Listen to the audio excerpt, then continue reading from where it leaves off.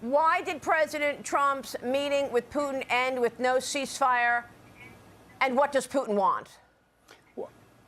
Yeah, well, a couple things. First of all, if you recall, there's no way you can have a meeting like that. And we never said there was going to be a deal coming out of the meeting because the Ukrainians are not there. This is a war between two countries. It's not America. It's Ukraine and Russia. We met with the Russian side. We've spoken repeatedly with the Ukrainian side. We'll see them again tomorrow in person, along with our allies in Europe. So I do think some progress was made in that talk in terms of narrowing down the issues set. And now these are hard issues that remain. You know, the conversation about where the territorial lines are going to be, questions about long-term security guarantees and who Ukraine can have military alliances with, things like that. These are difficult things. President Trump just met with Vladimir Putin in Alaska. No ceasefire, no breakthrough, just more questions. What does Putin actually want? And is Trump willing to give it to him? Let's break it down. A European diplomat has confirmed to Fox that President Trump supports Putin's proposal for Russia to take full control of Luhansk and Donetsk, all of Donbas. Do you support this move? No, first of all, I don't know who told you that, but they don't know what they're talking about. I mean, the president has said that in terms of territories and stuff, these are things that Zelensky's going to have to decide on. These are things that the Ukrainian side is going to have to agree to. That's all the president is trying to do here is narrow down the open issues, narrow them down, and then see if we can play some role in bringing that closer together so we can stop and end this war once and for all. Rubio says progress was made. But let's be honest. Progress toward what? Putin isn't looking for peace, he's looking for territory. And according to a European diplomat, Trump might actually be backing Putin's demand for control over Donbas. If one side gets everything they want, that's not a peace deal, it's called surrender. And I don't think this is a war that's going to end anytime soon on the basis of surrender. So this is tough stuff. I mean, it's difficult to bring these two sides together. We made some progress, we believe. And now we'll have to follow up on that progress. And ultimately, where this should lead is to a meeting between the three leaders, between Zelenskyy, Putin, and President Trump, where we could finalize it. But we got to get this thing closer before we get to that point.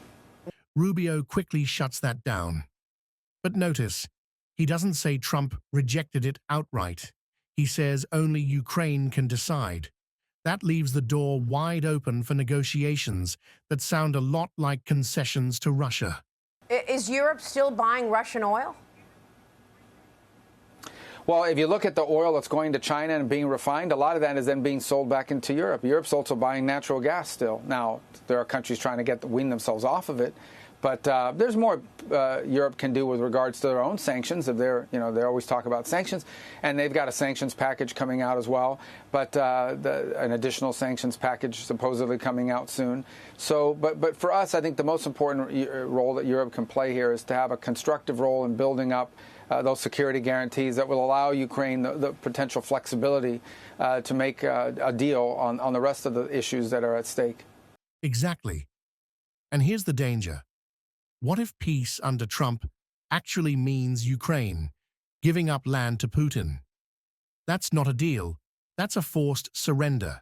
There's only one leader in the world that has any chance of bringing these two sides together. If there is a chance, there's only one leader in the world that can do it, and that's President Trump. And you forfeit that role the minute you put additional sanctions on him. We may get to that point, unfortunately. But if we do, it means that peace talks are no longer possible, and that would be very unfortunate. Because the real-world ramifications are that while we're here calling each other names and doing TV interviews about this stuff and all of that in American politics, there are people who today will be injured and killed in the battlefield and in cities, in Ukraine, on the front lines, and even in Russia. Even as we speak, people that have nothing to do with this war are suffering as a result of it. And I think we are very fortunate and blessed and should be thankful to have a president that has made peace and the achievement of peace a priority of his administration. Even as this war drags on, Europe keeps fueling Putin's economy with oil and gas. Sanctions sound tough on paper, but in reality, Putin is still cashing in while Ukraine is bleeding. Rubio says only Trump can bring peace. But the question is, peace on whose terms? Ukraine's or Putin's? Tomorrow, Trump meets Zelenskyy at the White House. That's where we'll see if this is diplomacy or a dangerous deal.